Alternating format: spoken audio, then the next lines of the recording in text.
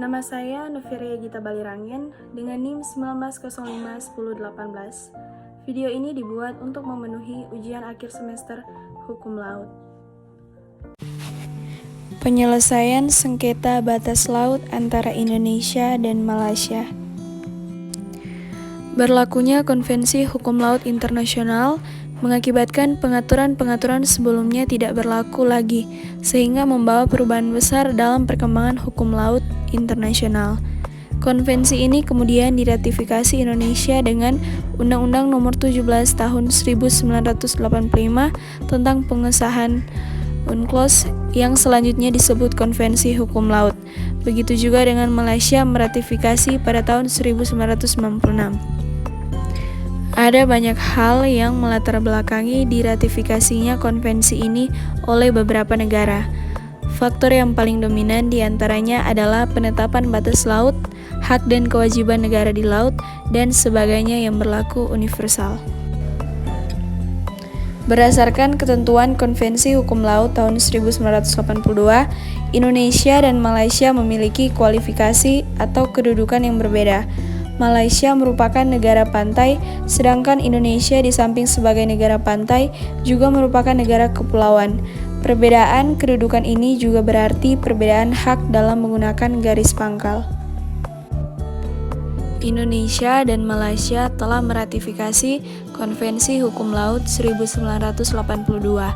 Akan tetapi, Malaysia masih menggunakan peta tahun 1979 dalam menentukan batas lautnya yang bersifat unilateral dan tidak disetujui oleh negara yang berbatasan laut dengan Malaysia. Misalnya, Indonesia, Singapura, Thailand, Filipina, Brunei, Cina, dan Vietnam. Malaysia merupakan negara pantai biasa yang harus menarik garis pangkal dari daratan utamanya, yaitu Sabah dan Sarawak. Merupakan suatu kekeliruan bila Malaysia mengklaim Ambalat dengan menarik garis pangkal dari Pulau Sipadan, karena cara demikian hanya boleh dilakukan oleh negara kepulauan dengan menarik garis yang menghubungkan titik-titik dari pulau terluarnya. Dengan adanya klaim Blok Ambalat berdasarkan penentuan batas wilayah yang mengacu pada peta tahun 1979, maka menunjukkan bahwa negara Malaysia tidak konsisten untuk menerapkan aturan Konvensi Hukum Laut yang sudah diratifikasinya. Kurangnya perhatian dari pemerintah Indonesia terhadap batas laut dan pulau-pulau kecil, khususnya yang terletak pada wilayah perbatasan, yaitu dengan tidak adanya kejelasan secara yuridis mengenai batas-batas wilayah laut Indonesia dengan negara tetangga. Mengenai penyelesaian sengketa, menurut ketentuan Konvensi Hukum Laut 1982, pada pasal 279 menyebutkan bahwa negara-negara peserta harus menyelesaikan setiap sengketa antara mereka perihal interpretasi atau penerapan konvensi ini dengan cara damai.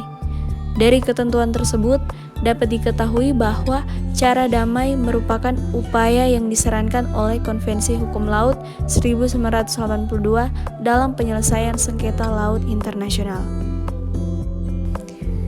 Cara penyelesaian sengketa secara damai sangat banyak.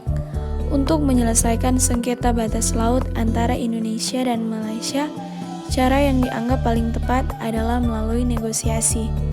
Negosiasi merupakan cara penyelesaian sengketa yang paling penting dan banyak ditempuh serta efektif dalam menyelesaikan sengketa internasional. Praktik negara-negara menunjukkan bahwa mereka lebih cenderung untuk menggunakan sarana negosiasi sebagai langkah awal untuk menyelesaikan sengketanya.